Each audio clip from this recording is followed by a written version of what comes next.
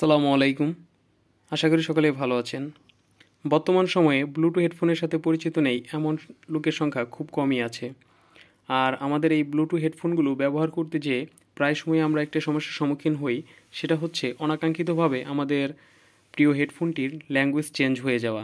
দেখা যায় অনেক সময় চায়না ভাষায় চলে যায়, যেটা আমরা আসলে বুঝতে পারি না, যাতে একটু অন্যরকমই লাগে আমাদের কাছে। আসলে চলুন জেনে নেওয়া যাক এখন কিভাবে আমরা, যদি অনাকাঙ্ক্ষিতভাবে ল্যাঙ্গুয়েজ চেঞ্জ হয়ে যায়, সেটি কিভাবে ঠিক করব। আমার কাছে বর্তমানে আছে রিম্যাক্স ব্র্যান্ডের একটি হেডফোন। এটা মেড ইন চায়না। আমার এটারও আসলে ল্যাঙ্গুয়েজটা চেঞ্জ হয়ে চায়না ভাষায় চলে গিয়েছিলো। আমি এটা কিছুক্ষণ আগে ঠিক করেছি। এটা কিভাবে ঠিক করবেন? এখন আমার হেডফোনটি অফ আছে, এটা পাওয়ার বাটন, এটা সাউন্ড কমানো এবং এটা বাড়ানোর। এখন আমি এটা পাওয়ার বাটনে চেপে ধরে অন করতেছি।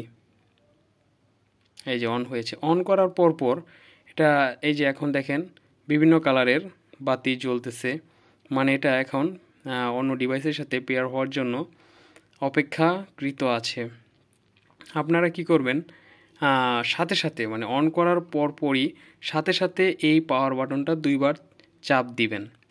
খুব বেশি সময় নেবেন না, খুব দ্রুত দুইটা চাপ দিবেন, তাহলে আপনাদের এটা ল্যাঙ্গুয়েজটা আবার ঠিক হয়ে যাবে। ধন্যবাদ।